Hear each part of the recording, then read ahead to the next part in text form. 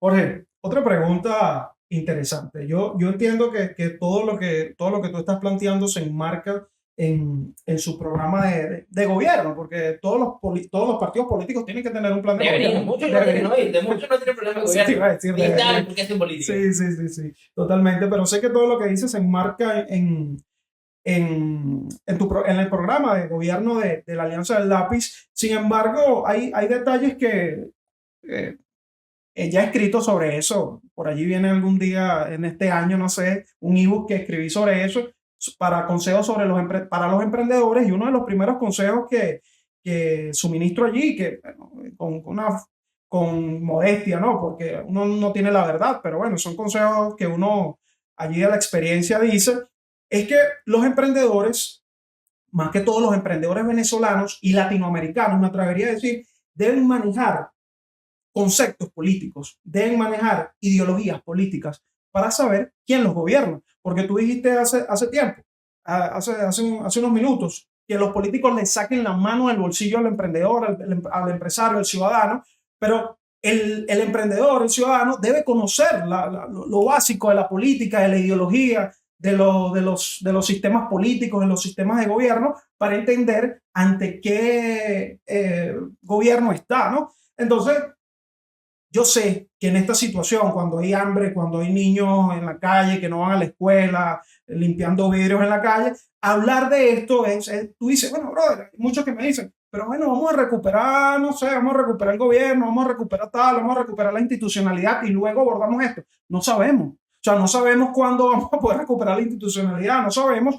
Y estos son temas que tenemos que poner en la palestra nosotros, los jóvenes, los que conocemos un poco la política y ponerlo allí sobre la mesa. Entonces, mi pregunta es básicamente, Jorge, ¿cuáles son algunos de los principios ideológicos que acompañan a la Alianza del Lápiz? Ya sea la izquierda, la derecha, el liberalismo, el socialismo, porque Javier Milei en Argentina está poniendo la ideología sobre la mesa en Latinoamérica. Es decir, hay personas que se sienten emocionadas con ese discurso de Javier Milei del liberalismo, del minarquismo, anarcocapitalismo, la eliminación del Banco Central, aspectos que sin duda al venezolano le deben generar algún tipo de entusiasmo, ¿no?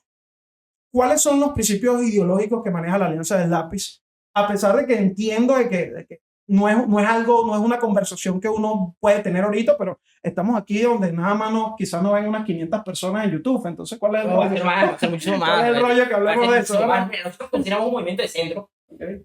Dentro de ese movimiento de centro hay personas de centro derecha, hay personas de centro izquierda. Yo me autodefino como de centro derecha. Pero en general creemos que es importante como proyecto político tener ideas para poder llegar al poder. Si no tienes ideas, al final y al cabo, no vas tu función rompe con toda la idea, tu función deja de tener sentido y deja de tener valor si no tienes ideas realmente para encauzar un proyecto político, ¿no? Nosotros nos consideramos un partido de centro, como te comentaba, un partido nacionalista, creemos en la integridad territorial de Venezuela, donde los intereses y la política exterior del Estado venezolano tiene que estar centrada en el venezolano, que lamentablemente hoy no es así, hoy estamos del tumbo al tambo, estamos esperando las fuerzas políticas, tanto del gobierno como de la plataforma unitaria.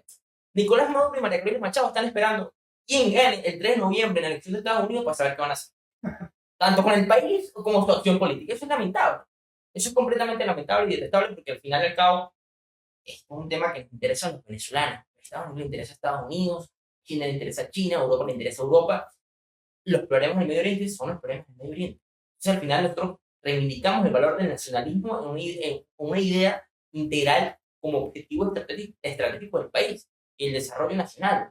Creemos una economía evidentemente liberal, pero entendemos las políticas que debe tener el Estado venezolano actual, que lamentablemente se ha desmantelado por la crisis económica, donde no hay Estado, ¿no? Donde pareciera que el Estado se convierte en una especie de peaje Sí. para el emprendedor, pero también se convierte en alguien que no se encuentre, no está para la escuela venezolana que te estoy hablando, o el Estado que no está en las regiones del país. Entonces, al final, o es la privatización del Estado, el que tiene dinero puede pagar lo que sea en cualquier institución pública, porque ninguna persona en institución pública tiene la capacidad de mantenerse con los sueldos que tiene, ¿no? Y no quiero hacer aquí una apología a la corrupción, pero es una realidad práctica y pragmática, es un pacto, por así decirlo. Entonces, al final, tienes que entender que parte el hecho de tener un Estado que deje ser al emprendedor, un Estado que baje los impuestos, que no oprima al emprendedor, que no oprima la actividad económica, un Estado que pueda atraer inversiones, pueda, en este caso, atraer inversiones para que haya empleo en el país, un empleo mejor pagado, y a su vez aplicar y utilizar y hacer políticas fuertes en materia, en materia de seguridad, en materia social, en este caso las escuelas y la educación en Venezuela, y en general también tener los incentivos para atraer inversiones y para reactivar la economía del país. ¿No? Es una reforma muy clara al Estado venezolano. Jorge, eso, disculpa que te interrumpa, eso que estás diciendo, Jim, es fundamental porque en Venezuela se está creando una especie En de... infraestructura era el otro elemento importante que ve cualquier Claro, Estado tiene total. que estar. Que tener infraestructura. Fíjate, porque desde que bajaron los precios del petróleo y obviamente el gobierno nacional se agarró de allí bueno, para demagogia y para estas cosas, se empezó a crear una visión en el venezolano de que no, bueno, es que está bien si se vuelven locos con los impuestos porque, bueno, el Estado se tiene que mantener de algo. Es un Estado que le sigue entrando mucha plata del tema petrolero y yo sé que maneja bastante bien el tema del petróleo y quisiese un comentario sobre eso, porque sé que el Estado se mantiene de los impuestos, obviamente de la recaudación, pero este es un Estado que le sigue entrando bastante plata a través del petróleo. Entonces, hay veces que no es tan justificable el tema de que no hayan mayores incentivos para incentivos tributarios, porque precisamente ya los precios del petróleo se han recuperado. Este gobierno tuvo que haberle ingresado bastante dinero por el tema petrolero. Entonces, cuál es tu visión allí con respecto a eso? Venezuela es un país que tiene que tener mayores incentivos tributarios. Venezuela es un país que tiene que dejar de depender del petróleo, porque eso es otra visión. Muchas personas consideran que no, es que el problema es que somos monoproductores. Bueno, pero para muchos el petróleo es una bendición que no ha sido bien administrada, ¿no? Pero es una bendición que esté allí. ¿Cuál es tu visión? Arranco una frase de un profesor muy querido del IESA, un profesor petrolero de Dual Batista, que hablaba y el petróleo, el futuro de Venezuela no es el petróleo, pero el futuro de Venezuela está anclado al petróleo. O sea, el petróleo es la gran base económica y el gran capital que se necesita para desarrollar las otras actividades económicas del país. En general, desarrollar la economía venezolana. Y en ese mismo sentido, nuestro pensamiento que viene respetando y accionando con el legado de Arturo Uslar era el sembrar el petróleo en Venezuela. Lamentablemente no se le hizo caso, se le sembró de una forma muy ficticia, muy superficial, donde es más la cantidad de dinero venezolano producto del petróleo que se encuentra en cuentas de venezolanos afuera, que la que realmente se invirtió en generar actividad económica y productiva que desarrollaron las otras.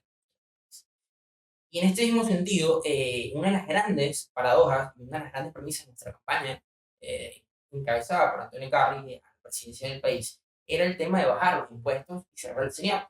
Porque no es para un secreto para nadie que el CENIAT ha sido una gran traba y una gran tóbala para los emprendedores del país, que al final tanto el CENIAT como las alcaldías locales en Venezuela han explotado al poco que producen para básicamente aumentar sus ingresos. Porque, como decías tú mismo, el petróleo, Venezuela dejó de ser un país petrolero, sí, siéndolo, pero deja de ser ese país que depende netamente de la renta, que llegó a depender del 97% de sus ingresos, producto primero del mal manejo de la industria y después de las sanciones que llegaron, que evidentemente hacen caer a la industria petrolera a los niveles que llegamos de tener una producción petrolera de 300.000 barriles de petróleo y estamos alcanzando al millón. Pero bueno, todavía tenemos una industria sancionada, donde depende de una licencia de los PAC, una licencia de los Estados Unidos para poder un país venir a invertir acá en Venezuela y que se necesita capital extranjero para poder producir petróleo en Venezuela, ¿no? Y donde se necesita hacer reformas a la legislación venezolana para que esas empresas tengan de alguna u otra manera seguridad jurídica a lo que están invirtiendo acá en el país. Entonces, por un elemento, vemos como ese país, que era un país rentista completamente, pierde la renta producto de la mala gerencia de las sanciones y pasamos a un país post-rentista, que es el país que estamos viviendo. Sí, entra mucho dinero por la industria petrolera, siguen viviendo en la industria petrolera, pero no lo que era antes, ¿no? una economía dolarizada de facto, unos ingresos que no son los mismos que teníamos antes, una Venezuela endeudada en el mundo, donde paga deuda por parte de producción petrolera, donde produce producto del capital internacional y no propio del músculo de PDVSA. Entonces estamos en un contexto bastante complejo, bastante difícil. Es la gran oportunidad real de poder construir una economía no rentista, una economía que no depende del petróleo. Eso es un proyecto a futuro, un proyecto que debe tener a toda la sociedad, un pacto de toda la sociedad venezolana, de entender que el petróleo en algún momento va a perder vigencia. Pero no es una idea de que va a perder vigencia y por eso tenemos que movernos. No, es por una idea de que es sano para la economía nacional y que vamos a ser un mejor país, un país con muchas más potencialidades, un país con oportunidades para todos, y tenemos una economía que no solamente depende de la industria petrolera, que dependa del trabajo y el esfuerzo de cada quien. Y eso es algo que también hemos venido construyendo, hemos venido viendo en la sociedad venezolana. Hoy, como tú, como un joven que está emprendiendo de forma innovadora con tu bufete de abogados y haciendo este podcast, hay muchos venezolanos emprendiendo de forma innovadora, tratando de generar ingresos por su propio esfuerzo. Un venezolano de nuestra época o nuestra edad, hace 30, 40 años, su idea era entrar en algún ministerio o trabajar en el Tribunal Supremo de Justicia o de mi lado trabajar en la Cancillería, porque soy internacionalista. O sea, un venezolano que egresaba de la universidad pensaba en ser un funcionario público, un venezolano que entra en la universidad está pensando en emprender algo de forma privada, y el que no entra, absolutamente su camino es emprender o buscar desde un trabajo, conseguir un pequeño capital para poder después